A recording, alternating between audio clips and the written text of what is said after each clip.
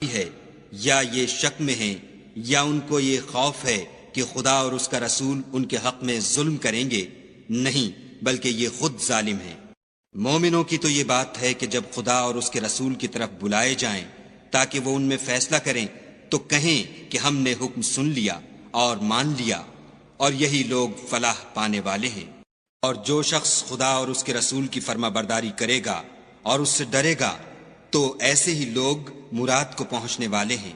और ये खुदा की सख्त सख्त कस्में खाते हैं कि अगर तुम उनको हुक्म दो तो सब घरों से निकल खड़े हों। कह दो कि कस्में मत खाओ, पसंदीदा फर्माबरदारी दरकार है। बेशक खुदा तुम्हारे सब आमाल से खबरदार है। कह दो कि खुदा की फर्माबरदारी करो और रसूल खुदा के हुक्म पर चलो। अगर मुंह मोड़ोगे तो रसूल पर उस चीज का अदा करना है जो उनके जिम्मे है, और तुम पर उस चीज का अदा करना